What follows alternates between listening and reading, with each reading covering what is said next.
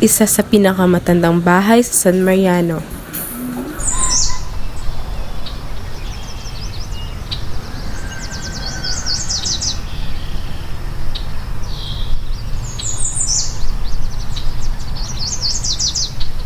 Ngayong araw, nandito tayo para ipakita sa inyo ang pinakamatandang bahay dito sa San Mariano. Kamusta na po kayo na? Hindi naman. Ilang years na po kayo nakatira dito sa bahay niyo po? Hindi ko kinaya. Ilang years na po simula nung itinayo po ito hanggang ngayon po? Itong bahay ito. Yung bahay po nito? Ilang years? Apo, simula po nung maitayo hanggang ngayon po. 1959 nga po. Itinayo po. Kaya lang, yan ang pagkakatayo niya ay putok-putok.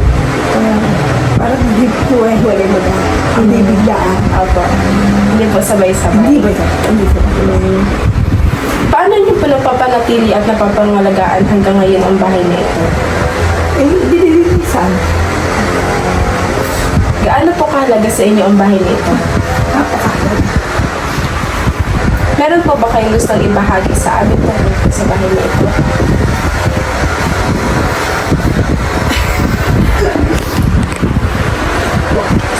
Kung saan ba, nakikita ko yung ginagawa na kahit hindi namin ginagawa dahil parang hindi makakakain. Opo. Gaano po ito ka-importante sa inyo? Napaka-importante. Ano po yung paborito niyong alaala dyan sa bahay niyo? Maraming magandang. Nandun po tayo sa taas. Parang doon. Meron mo sa taas. Ayan po, nandito po tayo ngayon sa bahay na kung saan dinodocument po natin ngayon yung bahay nila na sobrang tagal na po nakatayo sa San Mariano. Ito po yung isa po sa bahay po na pinakamatagal sa San Mariano. Natingnan nyo naman po hanggang ngayon, yung mga gamit po nila hanggang ngayon ay buhay pa din, hindi pa rin nasasira. Hanggang ngayon okay pa rin, pwede pa rin magamit. Sa katagalan ng panahon, mas nagiging pa rin siya, nape-preserve pa rin yung mga kagamitan dito sa bahay na ito.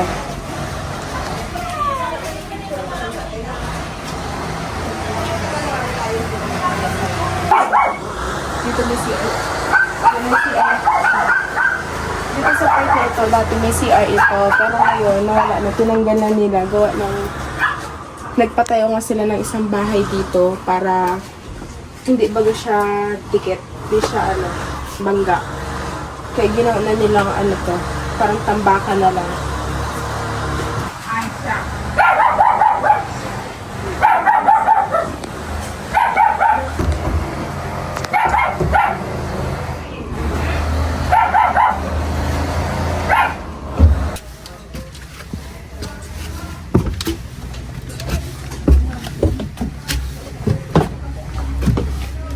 Ayan po. Nagamat pakikita niyo po makalat, pero lahat po ng gagamitan dito, lahat po ng ginamit po dito ng mga materialis hanggang ngayon. Hanggang ngayon, kahoy pa rin talaga siya, hindi po siya napapalitan hanggang ngayon. Isa po itong yun po. Sobrang tagal na po niya itong mga masinis.